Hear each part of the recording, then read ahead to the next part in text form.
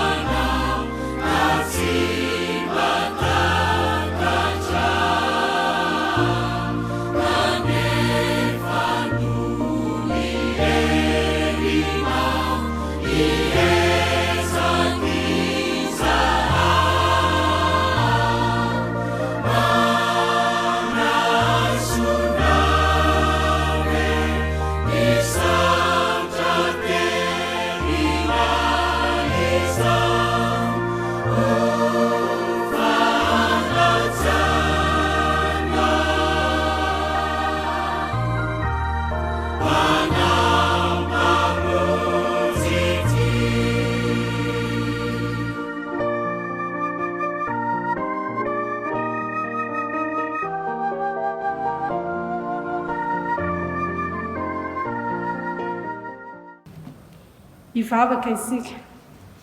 ny saotra, ny laza, ny dera, ny voninahitra mandrakizay no atolotra ianao ry Andriamanitra rainay izay any an-danitro, maneho ny fahatsaranao ny zavatra rehetra.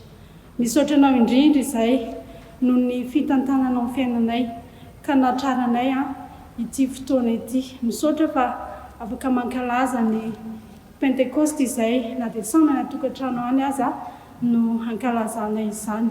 Misaotra fa afaka manaraka izao fotoam-pivavahana izao eto amin'izao tambajotra serasera ny Facebook izao izay amin'ity androny ity. Misaotra ihany koa noho ny fitahiana maro samihafa izay naposako taminay tsirairay avy. Amponay tokoa Tompo ny fahasoavanao, ny tantananao sy novombinao izay ka nomenao ny fahasalamana, ny hery, ny tanjaka nahazo tombonandrom-pahavelomana, velatra mpamonjena ka nahatratra ity anio ity. Ankehitriny ary Tompo dia mangataka indrindra ny fanainao masina izay hitoetra eto anatrianay ka mba ho tanterahanao aminay ny teninao, fa raha misy rona telo mivory amin'ny anaranao dia voany ianao. Fa mihoatra androa izay Tompo ko dia apetraka feno amperantananao izao fotoana izao, manatrefy fiainanay, fa ataonay izao mba ho voninahitry ny anaranao. Amin'ny anaran'i Jesosy nanaovanay izany. Amen. Ry havana, petraka isika. Ry havana, enoy ampanajana sady eritrereto tsara ny teny manambara ny sitrapon'Andriamanitra amintsika. Efa natsoina ho amin'ny fahafahana nareo, kanefa aoka tsy ho entinareo anaraka nofo izany fahafahana izany, fa mifanompoa amin'ny fitiavana, fa tanteraka mitendray amin'ny lalàna rehetra dia izao: tiavana manao tahaka ny tenanao, mandehana araka ny fanahy dia tsy hatanteraka ny filanonofana-nareo. Raha velo fanahy isika dia aoka andeha araka ny fanahy. Amen. Sambatra ny mahitsy lalana izay mandeha araka ny lalàn'i Jehovah, sambatra izay mitandrina ny teny vavolombelony ka mitady azy ny fony rehetra. Amen. Tsy natanteraka izany sitrapon'Andriamanitra izany sika ry havana, koa hanantona ny Tompo hiaiky ny fahotaditsika eo anatrehany, dia hivavaka isika. Ry Andriamanitra rainay, masina ianao ka mankahalaota. Anatrehany teny manambara ny sitraponao aminay izany, dia mahatsiaro menatra sy mangahy ao natrehanao izay satria tsy natanteraka izany didinao izany. Nandeha tamin'ny filanonofo, tsy nandeha araka ny fanahy izay ka nandeha mandrakariva araka ny filanonofo. Nanota teo anatrehanao izay Andriamanitra, efa nanao izay ratsy teo anatrehanao izay. Ny tenanay aza dia tsy hainay nanaja azy, fa nanimba mandrakariva ny tempolinao masina izay, satria tempolinao izay Andriamanitra. Ny namanay dia tsy hainay ny tia azy, fa mandrakariva dia manao izay mampalahelo azy ireny izay.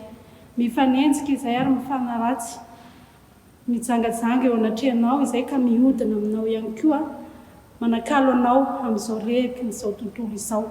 Mifona aminao indrindra izay no izany rehetra izany Andriamanitra. Mamindrafo aminay re Tompo, mamelà ny elokay fa diso teo anatrehanao izay. Noho ny amin'ny Jesosy Kristy zokinay, mamindrafo Tompo, mamelà ny elokay. Amin'ny anaran'i Jesosy nanaovanay izany. Amen. Hira fahatelo sy efajato ry havana no hiraintsika izao.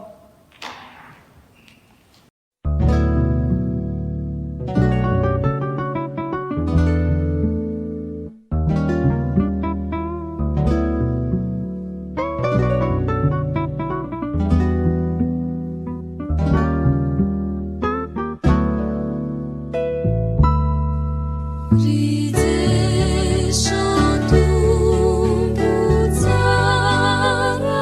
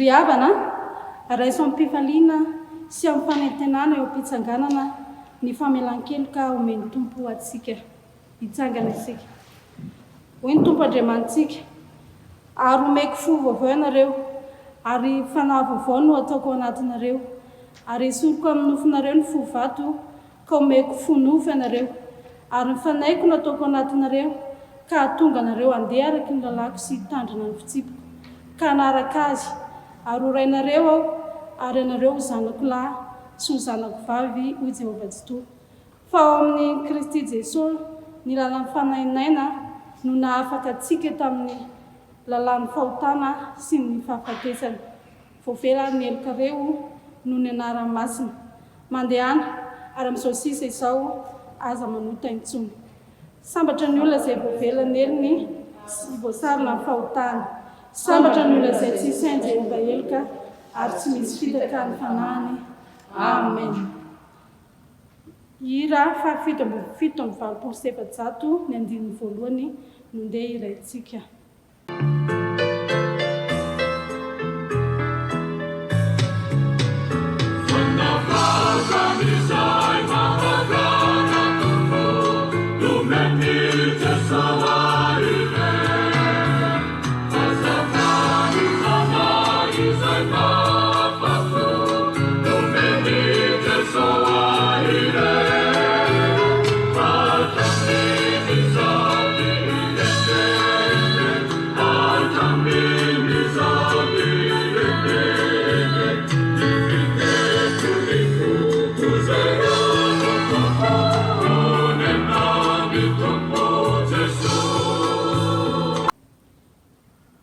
Ny olona izay voavela eloka ry havana dia samy manambara ny finoana koa andeha hiara-nonina ny fanekempinoana tsika isika dia araky ny fanekempinoana fahatelo manao hoe Andriamanitra toa aho izay mpanao lanitra sy ny tany Andriamanitra dia fitiavana Andriamanitra dia fitiavana Andriamanitra dia mijakatra amin'ny taloha indrindra ka ho mandrakizay Andriamanitra dia mampiseho ny fitiavana antsika fa fony mbola mpanotra isika dia manda mamonjy Kristy mino amin'ny Jesosy Kristy zanalay tokana tontsika tonga izy ahazoazy very izy no lalana sy fahamarinana ary fiainana izy dia tsy miomaly sy anio ary mandrakizay mino ny fanahy masina izy no manambara ny fanahintsika fa zanak'Andriamanitra isika fa naharay ihany no nampatasantsika rehetra ho tena iray ny fandraisena izay tomandreny izao tontolo izao dia ny fonontsika tompo ampitomboa ny fononay amen. Mipetraka isika ry havana. Fa azo eranareo amin'ny latsan'ny fanahy masina aminareo ary ho vavolombeloko any Jerosalema sy eran'ny Jodia sy Samaria ary hatramin'ny farany tany. Izany teny eo amin'ny azan'ny apôstôly toko voalohany andininy fahavalo izany ry havana no amerenana indray ny fiarabanantsika na tratra ty andro voalohany amin'ny herinandro sady fotoana ankalazantsika ny pentekosta ity ho aminareo anie ny fiadanana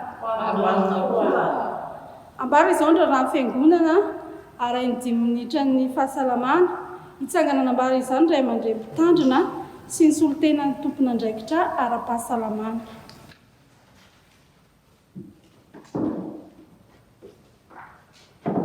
Dia faly miarabantsika rehetra ry havana natratra izao andro pentekosta izao tononona amintsika ny tenin'ny apôstôly Petera hoe mibebay ary aoka samy atao batisa amin'ny anaran'i Jesosy Kristy ianareo rehetra mba azo famelana ny elokareo ary ianareo andre ny fanomezana dia ny fanahy masina fa ny teny fikasana dia ho anareo sy ny zanakareo ary ho an'izay rehetra lavitra na izy atsoin'i Jehovah Andriamanitsika hanatona azy. Amen. Pentekosta ny andro ary dia rariana ry havana mba samy tonga amin'ny fahafenoan'ny fanahy masina avokoa isika rehetra ary dia hatramin'ny zanakitsika ny taranaka rivo mandimby raha mbola tsy tonga ny farany dia samy ahazo hery avy amin'ny fanahy masina avokoa satria izay ny teny fikasana sy fampanantenana omena antsika ry havana. Ka dia miarabantsika ho tratry ny taona mitsingerina indray. Ny asan'Andriamanitra zay am-pelantanana riavana dia hitantsika zany fa mijanona aloha ny asa fanaontsika tamin'ity volana may ity no ny fisiny izao fihiboana izao ka dia mbola ho alamina indray amin'ny volana ambony izany toy ny hoe nelatandrina moa fanaontsika volana may fetin'ireny fanao amin'ny 17 volana dia izany dia ho alamina daholo zany fa dia mbola azontsika atao fa zay anetanana antsika mba isin'ny filaminana sy ny firandran'ny fiainan'ny fianakaviana dia mba azahoantsika manefa ny vokatry ny sampana mitambatra riavana raha sitraka reo dia afaka mba manatitra izany aty am-piangonana isika ny alatsinainy maraina sy ny zoma riva manentana ny dekony paritra rehetra mba samy anentana ny olona ho amin'ny riavana fa zava-dehibe loatra natrin'Andriamanitra ngeny fahaiza-mandamina ary raha sitrapony tompo miverina somatsara amin'ny fiainam-piangonana dia manohy ny asa isika satria hiatrika ny voka-dehibe ny fiangonana koa isika amin'iny volana jona iny sotratsika riavana isaorin'Andriamanitra fa afaka nankalaza isika ny herinandro ny fanahy masina izay nanomboka ny alatsinainy 17 Mey ka hatramin'ny zoma 20 Mey omaly zany dia nanomboka hatramin'ny 4 ora riva raha misy rona telo nivory amin'ny anarako ny tompo dia ho voany fa dia mba nisy aloha latsaky ny zato ny mpiangona dia isaorantsika n'Andriamanitra zany ary dia nirina dia mba horen'Andriamanitra ny vavaka izay natao satria mba nitondrana mambavaka atsika rehetra mba nihevitra koa izay hoe hitondra atsika rehetra eo anatrehan'ny tompo ka dia ho fitahina ho atsika ny fanompoana rehetra izay natao nandrihitra n'izay herinandro izay riavana amin'ny herinandro iny ary tsika riavako dia natrika indrindra ny fifadikanana ny alakamisy ho avy izao marina fanofoibe dia mikarakara vavaka sy fifadikanana omaly raha ny ain'ny radio filazantsara tsika dia tao radio fahazavana isika dia tao ny taridalana ny amin'izany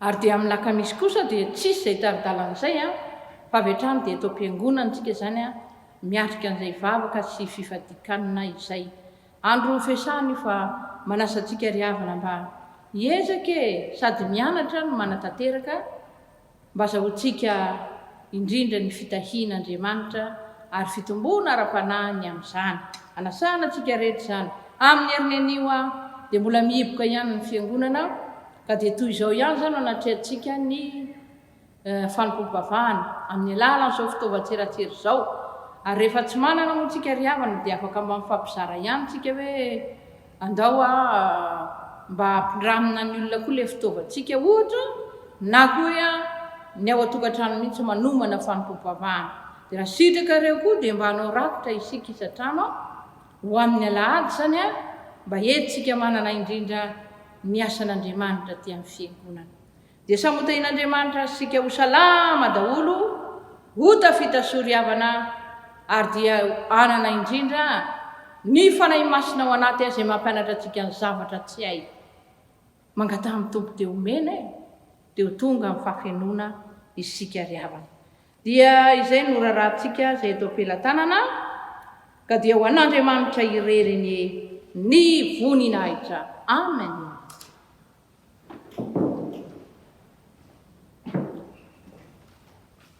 Riava malala dia mbola tonga eo amin'ny 10 minitra ny fahasalamana indray isika noho ny mbola mena dia mbola isolo-toerana ny tompony andraikitra amin'izany ka ilaza izany 10 minitra ny fahasalamana izay indray anio alahady 13 Mey taona 2024 mbola faly miarabantsika amin'ny anaran'ny tompo tonga indray isika eto amin'ny fotoana 10 minitra ny fanantanana ara-pahasalamana izay mikasika indrindra ny valanaretina Covid-19 ho resantsika kely riavana ny vaksiny miaro an'ity aretina ity ny fanaovana vaksiny dia fepetra iray eken'izao tontolo izao hampiena ny isan'ny tranga sy ny lavon'ny Covid-19 ny fanaovana vaksiny dia midika fa tsy handaitra aminao intsony ny Covid-19 izany hoe efa misy fiarovana miady amin'io aretina io ao anatin'ny vatanao izany riavana dia tsy midika akory fa tsy hanaraka ny fepetra sakana fototra intsony ianao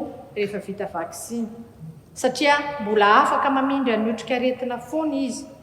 Tsy maintsy mitoy izany ny fanarahana fepetra fototra ny fitondrana ny aro vava-orona, ny fanasana tana matetika amin'ny rano savony na gel désinfectant ary ny fanajana ny elanelana ray metatra. Na dia efa vita vaksiny azy dia tsy hamindra amin'ny hafa. Izany no anentanantsika indrindra ireo zokiolona sy ireo marefo mba hanao vaksiny mba ho voaharo amin'io aretina io. Tsara koa mampafantatra fa ny fanaovana vaksiny Covid dia ho fepetra iray ahazoana mivezivezy amin'ny firenen-kafa. Izay indray ary no azo zaraina amintsika androany ry havana misaotra indrindra antsika. Voninahitra ny ao an'Andriamanitra, mbola hiarivavaka isika. Ry Tompo Andriamanitra rainay, misaotra mideranao izahay raha mbola nomenao an'izany fahazahoanay miaino ny fepetra hoentinay arahana amin'ity Covid-19 izay tranga iray tonga amin'ny firenenay sy ny firenena izao tontolo izao mihitsy. Koa mangataka izay Tompo amin'ny herinao, amin'ny tana maherinao mba hikasika an'izany valanaretina izany tsy handaitra amin'ny tsirairay avy.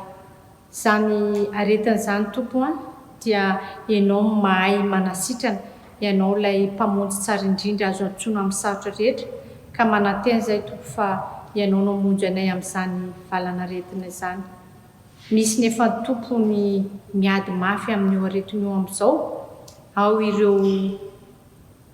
ao anatin'ny aretina mandringana mafy ny fitsaboana, ao ireo eo ambavahoana ny fahafatesana, ao mihitsy ireo efa mialaina Tompo. Ao ka ny fananao masina tokony hirotsaka tsirairay amin'ireo ka ianao no mahay ny zavatra rehetra, ianao no ampionona any olona manana manjo, ianao no amembanga amin'ny ankonana tsirairay, ianao ilay ame fanafody tsara indrindra sy anasitrana.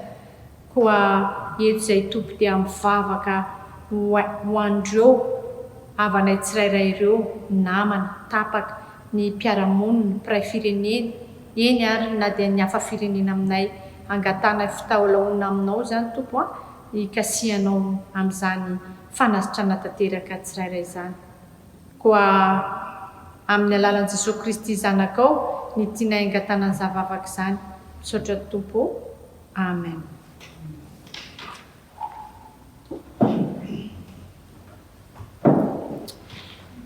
Andeha ry havansika hanavao ny fanoloran-tenantsika ny alalan'ny rakitra izay ho tanterahantsika.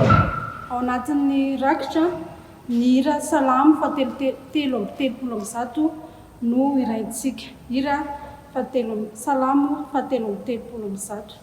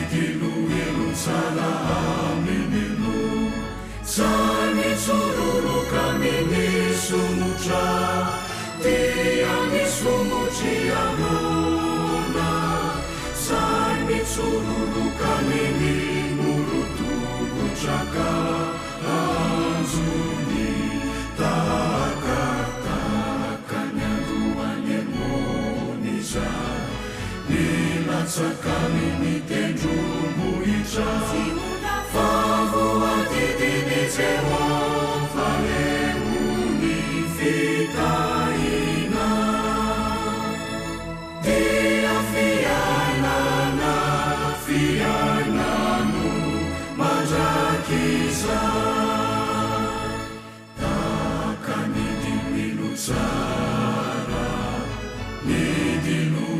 sara aminenu zany tsororoka minisomotra dia misomotry anona zany tsororoka minimonotombotraka anjony takataka ny anoanemoniza nilatsaka minitendrombohitra favoadidiny Jehova emony fitaina dia fiainana fiainano mandrakisa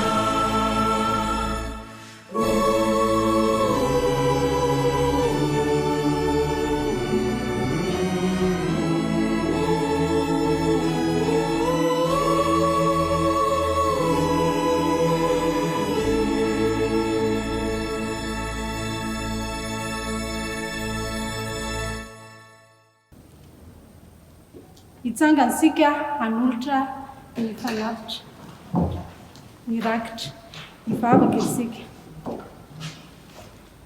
Misaotranao izay Andriamanitra noho ny fanambinana izay omenao anay isan'andro. Misaotra fa nomenao fitahiana izay, nomenao vola aman-karena ihany koa izay. Ary ankehitriny dia mitondra ny ampahany amin'izany izay mba hatolotra ho anao anatanterana ny asanao eto amin'ny fiangonana. Raiso izany tompo fa vokatry ny fonay ary manolotra ihany koa izay ny tenanay mba ho fanatitra velona ankasitranao Andriamanitra. Dia mitoera ty anatinay Jesosy Kristy tompo amasiny mandrakariva izay mba ho mendrika anao. Amin'ny anaranao Jesosy nanaovanay izany. Amen. Hipetraka isika. Tonga eo amin'ny liturjy ten'Andriamanitra isika ry havana. Anomboana izany ny 10 minitra ho an'ny ankizy sy ny tanora. Ny hira fa 570, ny andininy voalohany sy faharoa no iraintsika orin'izay.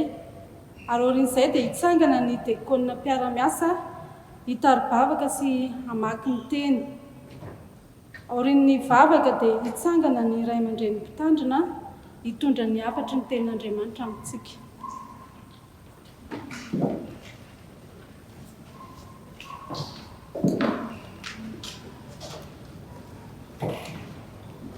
Iaraitsangana izao ny ankizy sy ny tanora rehetra any an-tokantrano any hivavaka isika mialohan'ny fotoana ho an'ny ankizy sy ny tanora. Hivavaka isika. Ry Jesosy zokinay eo, misaotranao izay no ity fotoana ity izay natokana handraisana fampianarana ho anay ankizy sy tanora. Eny fa na dia ny olon-dehibe koa aza. Angatanay ary ny fanahy masina ameno anay tsirairay avy mba handraisanay lesona sy fampianarana tokoa amin'ny alalan'ny teninao izay ho ambara. Amin'ny anaran'i Jesosy, amen. Mipetraka ianareo. Ny ten'Andriamanitra izay handraisantsika hafatra ho an'ny tanora sy ny ankizy dia ny izay voasoratra ao amin'ny Hebreo 12:12, ny andininy faharoa. Hebreo 12:12, ny andininy faharoa, ary ny Jaona 9:12, ny andininy 13. Jaona 9:12, ny andininy 13, tapany faharoa, tapany voalohany. Mivaky toy izao amin'ny anaran'i Jesosy. Mijery an'i Jesosy, tompony finoantsika sy mpanefa azy. Fa raha tonga ny fanahin'ny fahamarinana, dia izy no hitari-dalana anareo ho amin'ny marina rehetra. Misy tantara kely toy izao hitariana ny saintsika handray fampianarana amin'ny alalan'ireo tenin'Andriamanitra ireo. Misy raim-pianakaviana iray mananjanaka lahy kely 7 taona. Fidy no anaran'ilay ankizy lahy. Rehefa piasa birao ny asan'ity raim-pianakaviana ity. Fa nefa ny mamany izany efa tsy otsony, efa maty ny vadin'ilay rangahy, mamany fidy efa maty fa izy mianaka sisa miray trano. Piasa ilay raim-pianakaviana. Dia fidy nefa ny mba namany eo akaiky eo ka te hoe ho akaiky ny dadany eo foany fidy a te hiara-iasa aminy nefa izy mbola kely, mbola voasivy fotoana monja, tsy mbola misy zavatra hainy a ny asan'ny dadany satria fikirakirana tonda-taratasy maro, dia mitady hevitra foana ny dadany fidy a anarahana azy andeha hilalao miaraka amin'ny namany, amena gote mba andeha hiantsena, irahana mandeha manao raharaha kely madinidinika mba hialana eo anatrehan'ny dadany eo a ahafahan'ny dadany mifantoka amin'ny asa. Fa nefa dia tsy mety rankizy fidy fa miveriny eo amin'ny dadany eo foana dia mandrebireby anazy a tsy avy tany any asany. Nahita hevitra ary a i dadany fidy hoe ho alaiko ny sarin-tanina izao tontolo izao, le carte du monde hitantsika ireny, dia hoe tetezako maromaro izy a mba hiparitaka ho akorontana zany le sarin'izao tontolo izao, dia ino no atolony any fidy a mba ho alaminy. Zay zany ny fomba hitan'ny dadany hoe mba handany fotoana ela amin'ny fidy, satria rehefa irahana miantsena izy dia vetivety kely izy dia miverina, irahana amin'ny lalao dia vetivety izy dia tonga eo ihany. Dia zay zany ny fomba hitan'ny dadany hoe mba handany andro amin'ny fidy a ahafahany mifantoka amin'ny asany. Dia nataony tokoa ary zany, dia netezany maromaro a ilay sarin'izao tontolo izao, le carte du monde iny, dia nameny amin'ny fidy hoe tia kilalao anao a, ndany ianao ary amin'ny hevitra ambadika ary a, alaminao ty ho tonga ohatran'ny sariny tamin'ny voalohany fa mikorontana izy ireo. Dia nanaiky fidy, nandeha namonjy efitra mangina tao amin'ny efitranony a, velariny teo am-pandrinany teo le sary efa voaetiety maromaro a, dia nalaminy hoe ty izao ny Afrika, ity ny Azia, ity ny Madagasikara. Fa vetivety teo ry havana, tsy nisy 10 minitra akory dia vitany fidy indray le izy.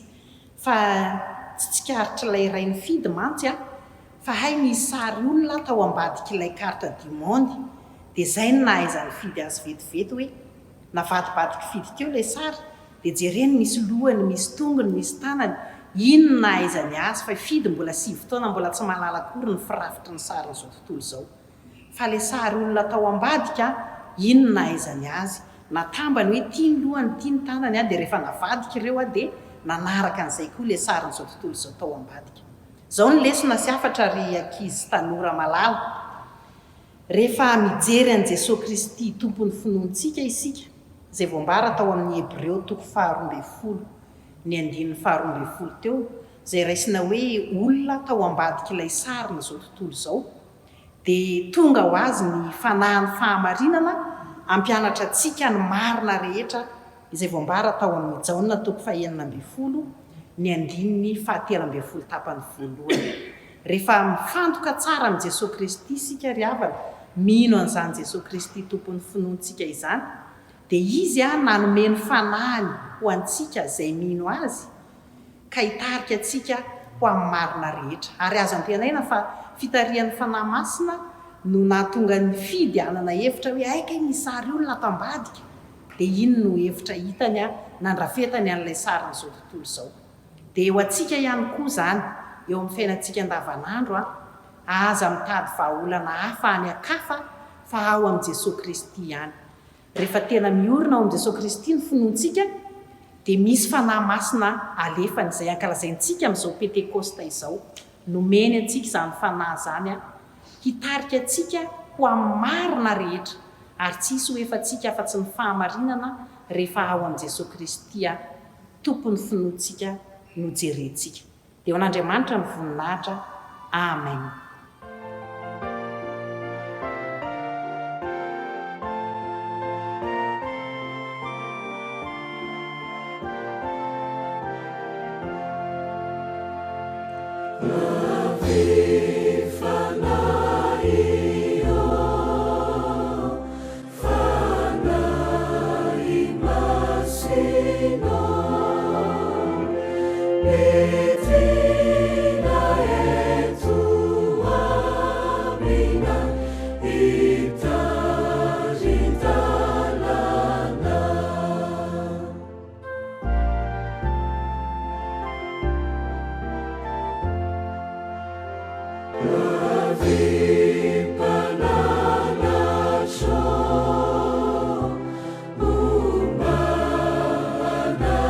Tuku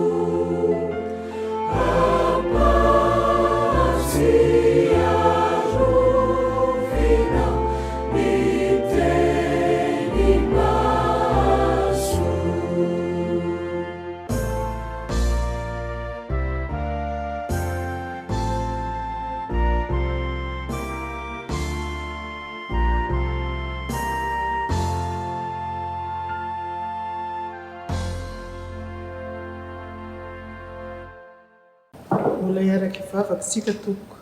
Misaotra anao izay ry Andriamanitra mpamonjy anay, fa mbola miteny sy mipesaka aminay ianao amin'ny alalan'ny soratra masina. Ho teny velona mitondra aina ho anay ny teninao, koa ny fanahinao hanazavana, hatakaranay izay tianao ambara, ary ny fo sy ny sainay toa ataovy tonga tany lonaka. Amin'ny anaranao Jesosy Kristy, teny tonga nofo nanaovanay izany vavaka izany. Amen. Sokafy ny baibolintsika ry havana, izany dia hitantsika ao amin'ny Ezekela toko fahaenina amby telopolo andiny faharoa amby roapolo ka hatramin'ny telopolo. Ezekela toko fahaenina amby telopolo andiny roa amby roapolo ka hatramin'ny telopolo. Filazantsara nosoratan'i Jaona toko fahaenina amby folo andiny faharoa amby folo ka hatramin'ny dimy amby folo. Filazantsara nosoratan'i Jaona toko fahaenina amby folo andiny faharoa amby folo ka hatramin'ny dimy amby folo. Epistily voalohany ho an'ny Koritianina toko faharoa andiny voalohany ka hatramin'ny fahadimy. Epistily voalohany ho an'ny Koritianina toko faharoa andiny voalohany ka hatramin'ny fahadimy. Amin'ny anaran'i Jesosy.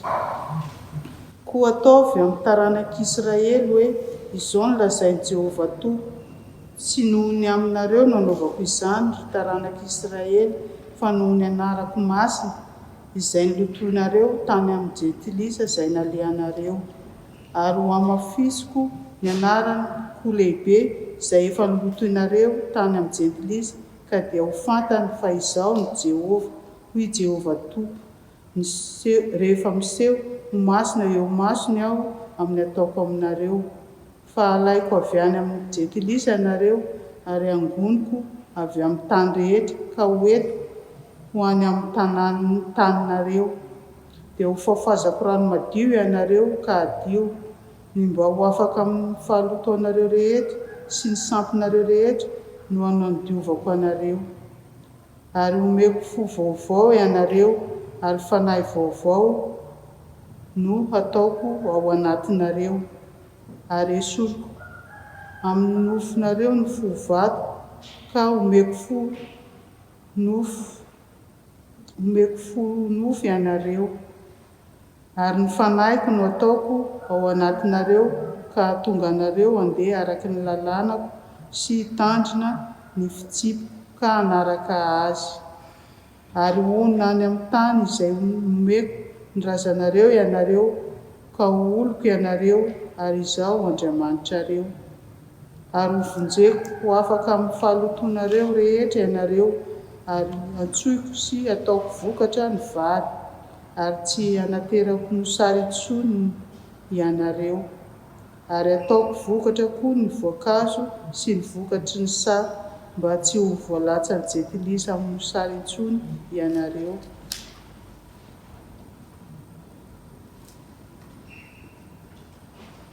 Mbola manana zavatra maro ho lazaina aminareo aho, nefa tsy zakanareo ankehitriny. Fa raha tonga ny fanahin'ny fahamarinako dia izy no hitari-dalana anareo ho amin'ny marina rehetra, fa tsy teny ho azy izy, fa izahay ho reny dia ho lazaina avokoa. Ary ny zavatra ho avy aza dia ambarany aminareo. Izy ankalaza ahy fa handray avy amin'ny ahy izy ka hanambara izany aminareo. Izay rehetra nanany ray dia ahy avokoa, koa izany no lazako fa mandray avy amin'ny ahy izy ka hanambara izany aminareo. Ary izao koa rahalahy, raha tonga tany aminareo dia tsy tonga tamin'ny teny sy fahendrena marevaka, raha mitory taminareo ny zava-miafina izay an'Andriamanitra. Fa nini tsy hahafantatra zavatra hafa teo aminareo aho afa-tsy Jesosy Kristy indrindra, fa izy voaomby tamin'ny hazo fijaliana. Ary izaho raha tany aminareo dia azo ny fahalemena sy ny fahatahorana ary ny fangovitana be. Ary ny teniko sy ny toriteny dia tsy tamin'ny teny fahendrena mahataona, fa tamin'ny fanehoana fanahy sy ny hery, mba tsy horenan'ny finoanareo amin'ny fahendren'ny olona, fa amin'ny herin'Andriamanitra ihany. Ray masino manamasinana ahy amin'ny fahamarinana, ny teninao fahamarinana.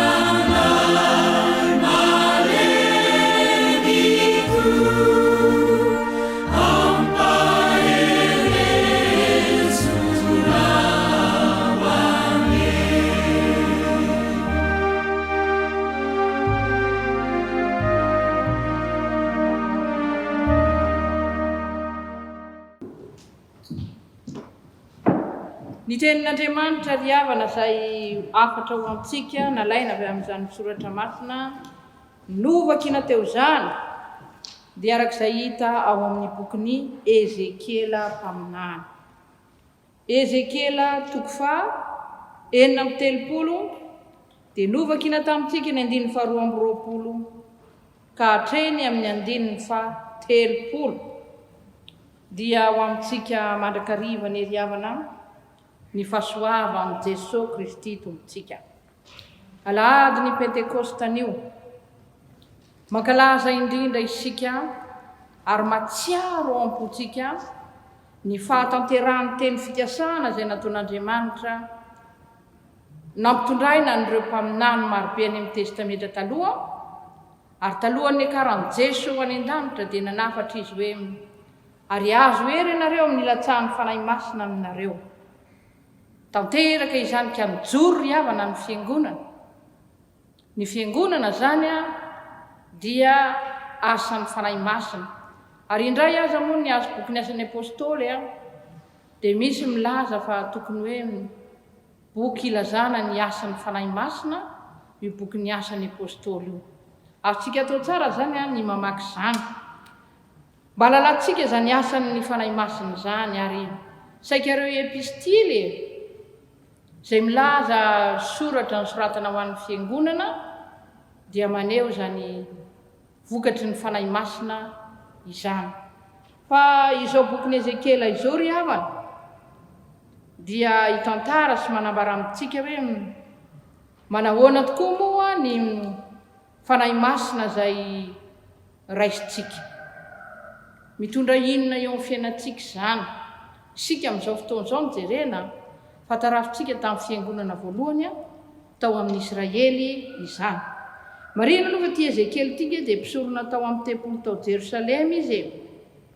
Ny dikany dia hoe ampahery Andriamanitra, Dieu fortifiera. Zay ny dikany amin'ny teny frantsay. Zany hoe mifanaraka indrindra amin'ny afatra nampitondrain'Andriamanitra azy, izany hoe Andriamanitra mampahery zany.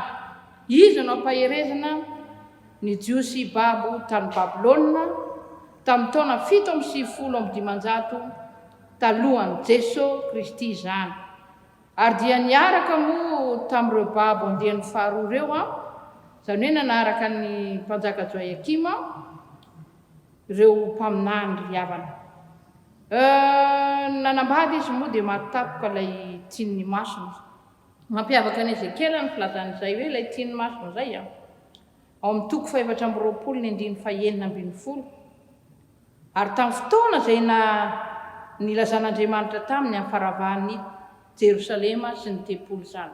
Marihana izany satria nameny fony ny mpaminany Ezekela ny fisian'ny zavamisy faravahan'ny tempolo tany Jerosalema, ny amin'ny Jerosalema tany razany nefa koa ny vadiny izay maty tapoka. Fa ao anatin'izany ry havana nijoroan'ny mpaminany ka ilazany indrindra fampiononana sy fampaherezana ho an'ireto Jiosy namany reto. Ka eto amin'izao toko 430 izao raha mijery isika ny soramandry eo amin'ny 190 dia milaza izy eo ambony eo izany ny soramandry manao hoe ny fifampiankina ny famonjena ny Israely sy ny fahamasinana. Ny fahamasinan'Andriamanitra dia anisan'ny zava-dehibe banga teo amin'ny Israely ka tiana indrindra ny mpaminany milaza fa ny fiverenana ho amin'izany fahamasinana izany dia anehoana ny fanatrehan'Andriamanitra dia hitarika indrindra an'Andriamanitra miaino ny mpanompony ary dia miankina amin'izay koa ny ataterahana izany famonjena izany. Mampanantena eto araka ny teny fikasana izay hitantsika eo amin'ny 720 ny mpaminany amin'ny anaran'i Jesosy dia mivaky toy izao hoe ary ny fanahiko no ataoko ao anatinareo ka tonga nareo andeha araky ny lalako sy hitandrina ny fitsipiko ka hanaraka azy. Teny fampanantenana nomenan'ny Israely izany hoe nareo dia mafo, voalaza nge izany.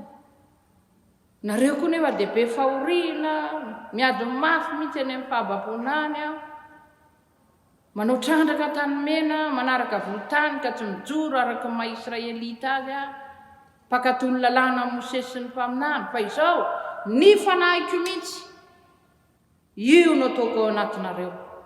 Izany hoe le fanahy izay nampanantenaina tamin'ny alalan'ny mpaminany eto dia ahary indray tena olona vaovao amin'ireo Israely ireo.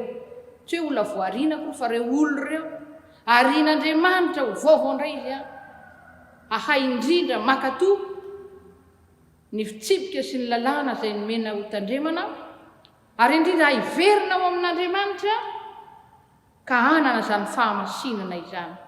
Ary izay ry havana no eritreretintsika koa hoe ilay fiverenantsika ao amin'Andriamanitra dia hitarika mba halalantsika fa asa ny fanahy masina izany. Ka ny fanahy masina ry havana dia mampiaina amin'ny fankatoavana. Ny fanahy masina dia mampiaina amin'ny fankatoavana. Izay no lohahevitra vonjintsika anio.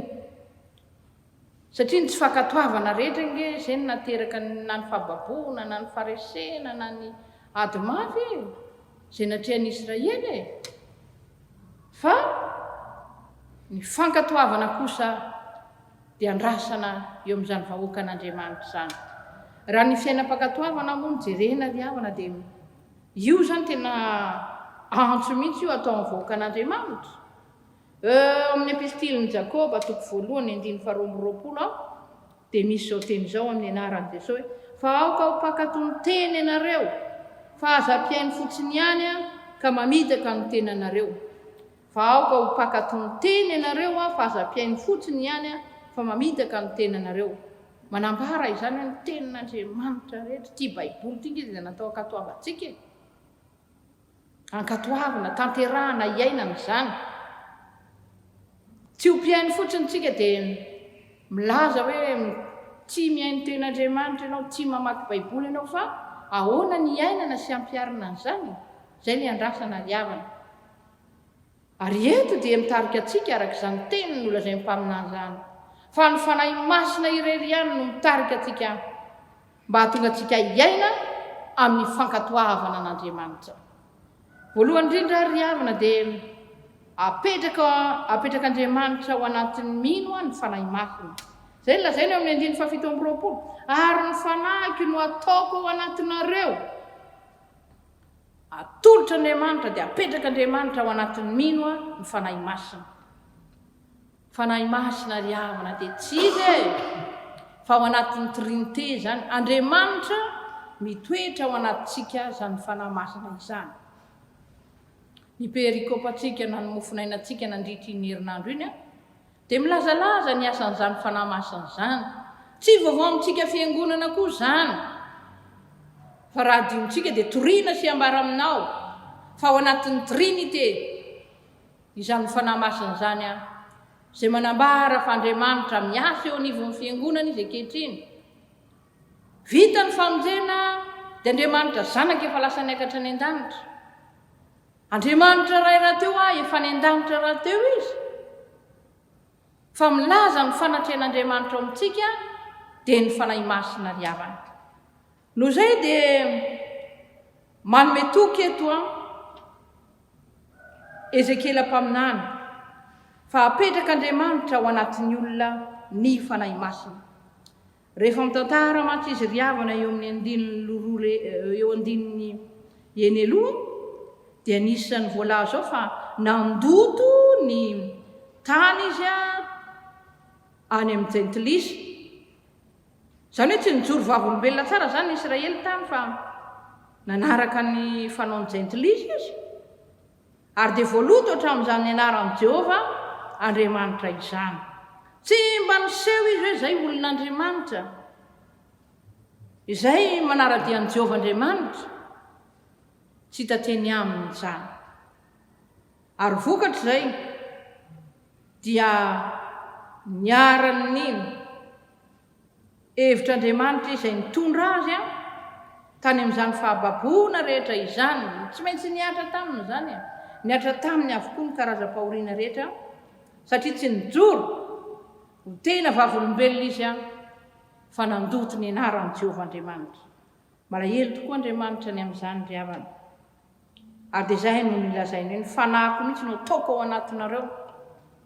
Endrika iray izay anehoan'Andriamanitra zany fanomezan'ny fanahy zany no lazainy eo amin'ny 5:20 dia ho fafazako rano madio ianareo ka adio, mba ho afaka amin'ny fahalotonareo rehetra sy ny sampinareo rehetra no anadiovako anareo. Zany zany tena asan'Andriamanitra mihitsy. Amintsika io zany dia io ilay endrika ilay fibebahana izay ataontsika. Mialohan'izay aloha fiekekeliko tena miaiky mihitsy tsy natateraka ny sitrapon'Andriamanitra izay mibebaka eo anatrenao izay tompo tena hiala amin'ny ratsy rehetra ary dia omena amin'izay ny famelan-keloka ka dia asan'Andriamanitra ataony amin'ny olona izany fanadiovana izany. Ary entiny ninona falotona dia tany saina eo zany ambarany eto zany falotonareo rehetra, ny sampinareo rehetra dia ho afaka ny amin'izany ry havana. Ary dia inona no ataon'Andriamanitra eo amin'ny 5:20 ary omeko fo vaovao ianareo ary fanahy vaovao no ataoko ao anatinareo ary esoriko amin'ny nofonareo ny fovato ka omeko fo nofo ianareo. Zany ny endrika ilay fanavaozan'Andriamanitra rehefa apetrany eo amintsika ny fanahy masina, fo vaovao, fanahy vaovao, miala avokoa ny ratsy rehetra. Ry havako efa natsapa avetsika teo amin'ny fiainantsika fa efa nanao zava-baovao tahaka an'izany eo amin'ny fiainantsika Andriamanitra. Tsika indraindray dia tena mahatsiaro mihitsy hoe tsy mety ny ataontsika, mbola manao mpisampy, mbola manao ratsy ka ho antsika izay tena hoe te mba te ho afaka dia hoy ny tenin'ny Jaona 4:7 sy manaraka hoe raha ny zanaka no manafaka anareo dia ho afaka tokoa ianareo. Tsy misy afa-tsy Jesosy Kristy irery ihany no manafaka atsika amin'izany fa izy ny solo ilika atsika teo ambony hazo fijaliana. Nanafaka atsika tamin'izany ratsy rehetrarehetra izany izy. Marihana ry havana fa tsy nahinakatony ny lalànany sy ny didy sy ny fitsipika ny Israely tany am-pahababoana.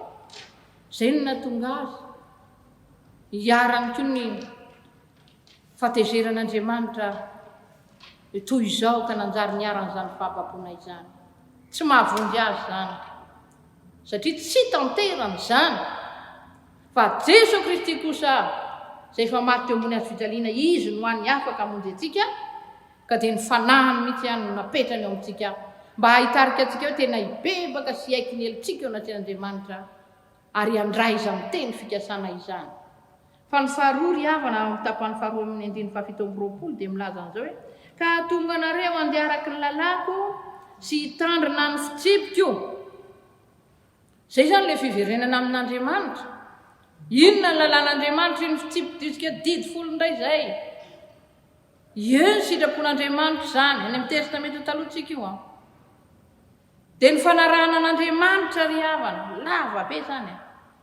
Zany hoe ny tsy fanaovana ny fanaony jentilisa ialana ny fanompo-tsampy, ialana ny manambady jentilisa zany. Zany nge dia mitarika antsika halala ilay fahamasinana izay tian'Andriamanitra mba hiainany reto jiosy reto. Ka ny olona ry havana dia ambarany mazava tsara. Fa raha tena ao anatin'ny olona ny fanahy masina dia mahay makatò sy manaraka izany fitsipik'Andriamanitra izany. Ndeha aritsika ry havana samy eritreritra hoe ahoana reny no atonga zany, inona mariny ty mahavonjy ty? Ny fakatoavana ve? Ny lalàna ka hitandrina ny fitsipik'Andriamanitra zay ve? Didy folo io ny ao an-tsaina, lalàna ny ao an-tsaina. Manasanao ry havako raha hijeritsika eo amin'ny Romanina 5 dia misy an'izao teny izao ao izay ny epistily ho an'ny Romanina moa dia milaza ny fanamarinan'Andriamanitra antsika maimaim-poana amin'ny alalan'ny finoana. Tsy amin'ny alalan'ny lalàna. Betaka ny andiny soratra masina azo vakiana, vakio ny soramamy dia mamaky tsika eo ambany fa mamitina izay lazaina moa. Fa reo amin'ny 5 ry havana dia izao no lazaina eo amin'ny 1 voalohany hoe ho amin'izany satria efa nohamarinana tamin'ny finoana sika dia aoka sika hanana fihavanana amin'Andriamanitra amin'ny alalan'i Jesosy Kristy tompontsika. Tamin'ny alalany koa no efa nazahoantsika fanatonana amin'ny finoana ho amin'izao fahasoavana hitoerantsika izao dia aoka sika ry faly amin'ny fanantenana ny voninahitr'Andriamanitra. Izay milaza ry havana fa zava-dehibe loatra ny finoana izay tokony hananantsika dia ny finoana amin'ny Jesosy Kristy irery ihany, fa izy nampihavana antsika amin'Andriamanitra. Raha toko antsika mamaky ny 1:20 ry havana eo amin'ny 7 izay ilazana amin'ity andiny ity araka ny sorana mandro hoe ny fanamarinan'Andriamanitra maimaim-poana ny mino any Kristy. Tena maimaim-poana fanamarinan'Andriamanitra ny mino any Kristy no ny rany Jesosy izay nalatsany teo ambony hazo fijaliana zany hoy ny fanambarana. Fa ankehitriny dia efa nahariary ny fahamarinana avy amin'Andriamanitra ny amin'ny lalàna, fa ambarany lalàna sy ny mpaminany dia fahamarinana avy amin'Andriamanitra amin'ny finoana ny Jesosy Kristy ho an'izay rehetra mino fa tsy misy hafa. Fa samy efa nanota izy rehetra ka tsy manana ny voninahitra avy amin'Andriamanitra nefa marinana maimaim-poana amin'ny fahasoavany izy noho ny fanavotana izay ao amin'ny Kristy Jesosy izay nasehon'Andriamanitra tamin'ny rany ho fanavotana amin'ny finoana.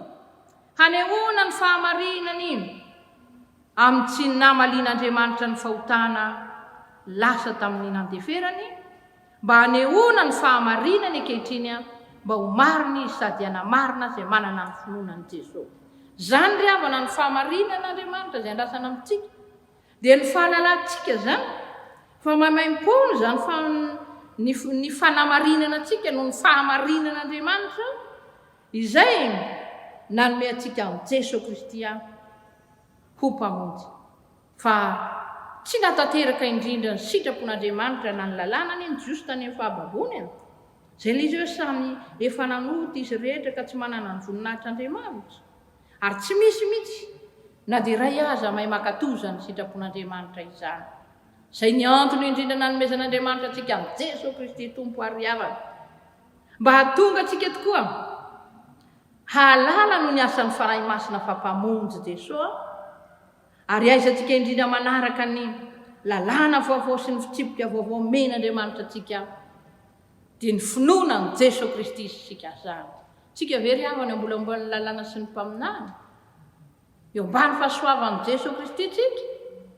fa atsika nge raha mino an jesosy kristy mpamonjy raha tena hoe iainanao hoe jesosy namonjy ahy soloheloka teo ambony azo fijaliana amin'ny anaran' jesosy dia may an'izao zao a dia mitombo ny finoanao miorina ny finoanao hoe jesosy kristy ny mpamonjy a hainao ny zavatra rehetra hainao azy ny manatanteraka ny reny lalàny reny tsy sarotra zany reo fa tena iainantsika sy velomantsika ny lalàna ny fitsipika fa amin'ny alala amin'ny jesosy kristy tompo zany fa raha mino an' jesosy kristy isika riavana dia hovoavonjy fianarana lehibe zany riavana ary mila zany tsika mandinika sy mieritreritra fa tsy hoe rehefa may makatò ny lalàna dia voavonjy azy zay fa tsy ho vitanao ny makatò zany be dia be ny lalàna lazaina amin'izany fa tsy hoe ray a zao sy zao ny fepetra raha baiboly tokony arahana eny voasoratra zany fa andeha hojerentsika ao amin'ny jesosy kristy zany mba tonga antsika indrindra ho tena voavonjy riavana fa nomen'andriamanitra ny zanany araka ny fanambarana miezinezina amin'ny Jaona 3:9 hoe fa toy izao no nitiavan'andriamanitra n'izao tontolo izao nomeny ny zanan'ilay tokana mba tsy hovery rehetra mino azy fanana ny fiainana mandrakizay fa raha tsy tena mandray amin'ny jesosy tsika raha tsy mino an' jesosy tsika tsy manana fiainana mandrakizay ary tsy ho voavonjy aokary ny fanahy masina riavana miasa ao am-potsika halalantsika zany fahamarinana ambara izany fa ny zavatra fahatelo riavana raha toy ny fanahy masina ary mampiaina fankatoavana antsika dia zao ny tenin'ny jesosy tapany faharoa farany telo farany eo amin'ny 7:7 hoe ka hanaraka azy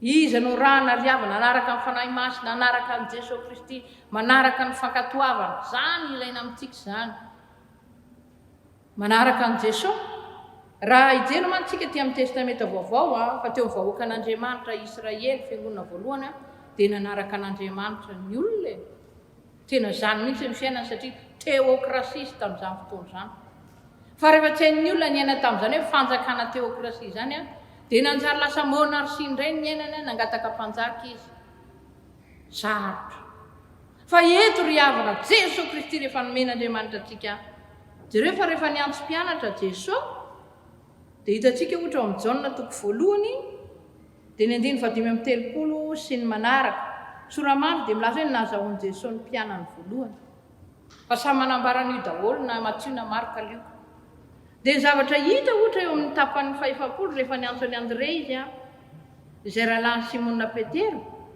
dia nandreny teny Jaona ka nanaraka an' jesosy ary ery amin'ny 7:7 dia nahita Filipo indray izy dia nanao taminy hoe manaraha fa ireo mpianatra rehetrarehetra ireo manaraha fa raha manaraka an' jesosy koa dia tsy maintsy mitondra ny azo fijaliana rehefa te hanaraka an' jesosy dia mitondra ny azo fijaliana azy eny alalantsika hoe raha petraka amin'ny fanontaniana hoe hoaiza moa ty jesosy arano ty hoaizy betinaizy tsika toetra manahoana moa no entina rehefa manaraka an'izany jesosy zany ary anao inona mazava riavana fa raha manaraka ianao dia anao aoriana dia ny aloha le arahana tsy maintsy aloha izy mba ho hitanao tsara hoe aty ny hitondrana dia izay tsika kristiana hoe manaraka an' jesosy nao soratra masina manambara an'izany hoe zao ary fa isika riavana dia ho aiza ary entin'i jesosy tsika mba hanompo azy mba ho any an-danitra mpiara-mandova aminy hoe ny Romanina 9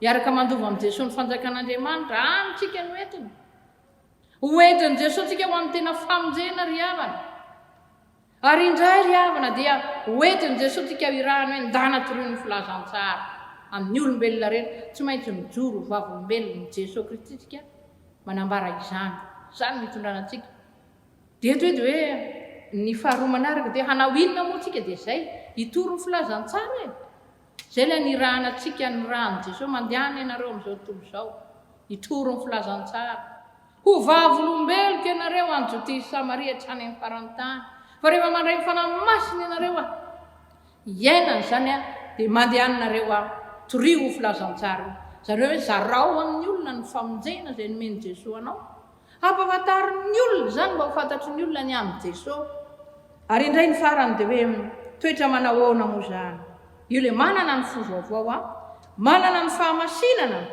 izay voalaza ao amin'ny Ezekiel araka ny hitantsika eo riavana Zava-dehibe ny fahamasinana e. Hiala amin'ny fahalitoana rehetrarehetratsika. Ary dia voalaza eo amin'ny andiny fahavalo amby roapolo sy ny manaraka ny fitahiana rehetra izay omenan'ny olona manaraka amin'i Jesosy. Onona any amin'ny tany izay omeko honorazanareo, oloko ianareo zao Andriamanitra reo, vonjeko ianareo amin'ny fahalitoana rehetrarehetra, tsy hanaterako misaritsony ianareo, ataoko vokatra avokoa ny voankazo e, ny vokatry ny say e, mba tsy voalasa ny jentilisa ianareo amin'ny sary intsony ianareo. Sao endrika misy eo amintsika sao voalasa ve ny kristiana? Aoko tsika tsy voalasa hoe nareo koa nge mba avonareo mba maty maty, misy mpitandrina maty, misy mopera maty, misy mpitondra vavahana maty, marary. Mety mitrango zany. Fa ao anatin'izany diavana misy voninahitra Andriamanitra tiany eseho. Tsy tahaka ny fitondrana zao tontolo zao ny fahoriana mantsy mitondrantsika an'izany e. Fa ny antsika dia zao iainana zany amin'ny fankatoavana ny fitiavan'Andriamanitra, satria misy eo amintsika ny fanahy masina izay hampanaiky atsika ny fitiavan'Andriamanitra. Rehefa malahana ao amin'ny tompo pentekosta ny mampatsianao indray maka indray. Zany fanahy masina zany omena ny olona rehetra izay mino angatao mba hanana an'izany fahafenoana zany ny zanakao, ny vadinao, ny ankonanao rehetra. Andeha hiaintsika amin'ny fankatoavana ry havana dia ny fanekena ny Jesosy Kristy ho tompo sy mpamonjy, fanekena ny fitiavan'Andriamanitra. Mandehana ary andeha hanaraka amin'ny tompontsika ka hanompo azy amin'ny fiainantsika rehetra. Ary tena ao anatinao fa tsy velambelany no ametra amin'ny tompo ny fanahy masina, tsy velambelany ny fanompona an'Andriamanitra, fa tena ao anatintsika mandrakariva amin'ny fanahy masina, ary andehantsika ao amin'ny Jesosy Kristy izay fataterany lalàna sy ny mpaminana. Ao amintsika rehetra ny tompo ho an'Andriamanitra ny voninahitra. Amen.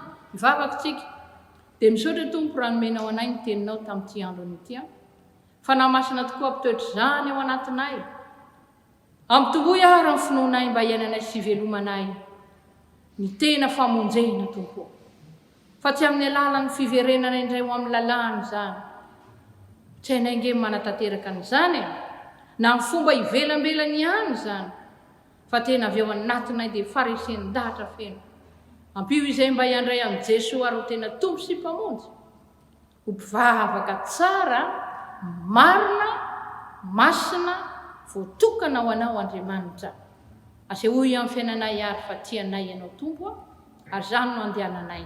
Arovy izay mba tsy ho azon'ny fampianaran-diso na andeha amin'ny lalana faleam-panota sy ny mpaniratsira, fa andeha amin'ny lalanao mivavaka izay ho anay tsirairay avy ao anatin'ny tokantrano ao. Mianoho ny ataka mangina izay ataonay ao an-trano ao tompo, ka mamalianay. Mivavary sika ho amin'ny tokantranontsika tsirairay avy, apetrao amin'ny tompo ny tokantranontsika ry havana.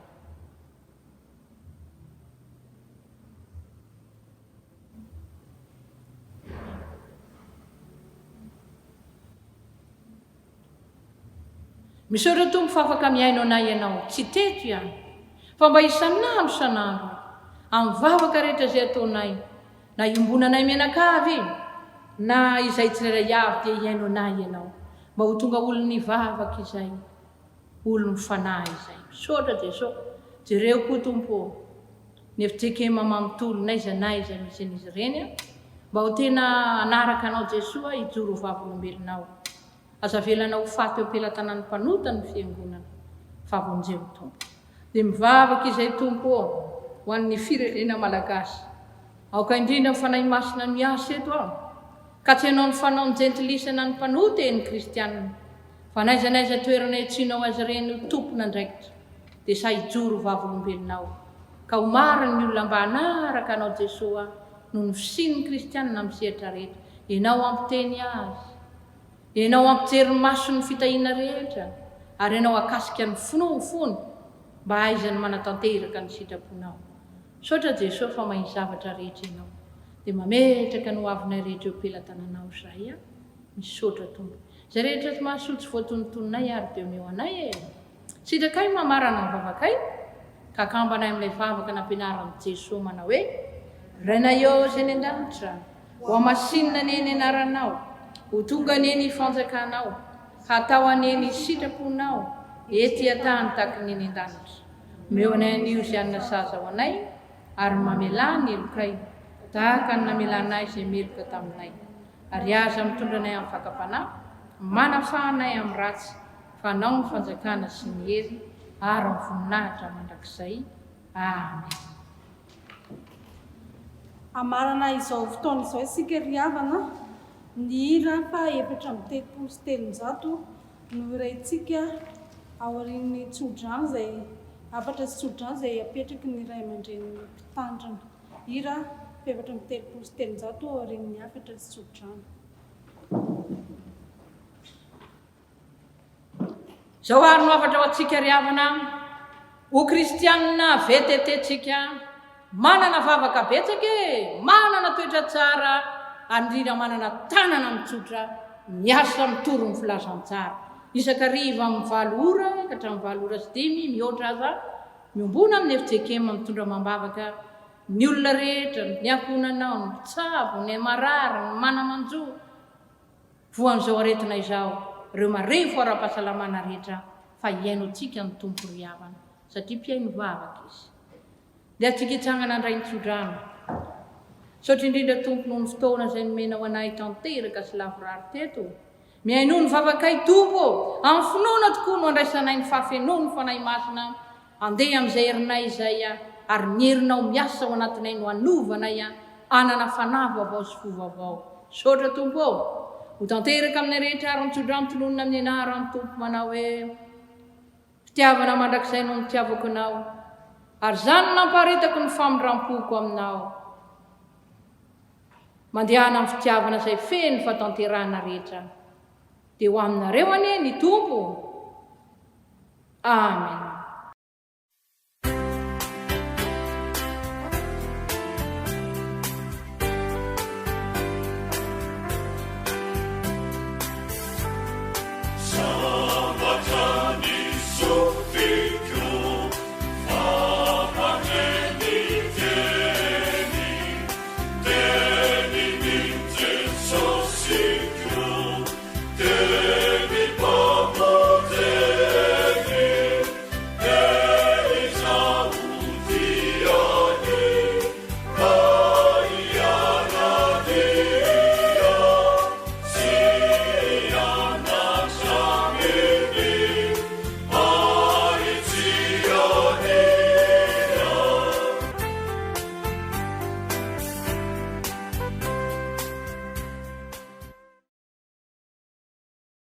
Petra isika ry havana. Ho an'Andriamanitra irery anie ny voninahitra amin'ny anaran'ny Ray sy ny Zanaka ary ny fanahy masina. Amen.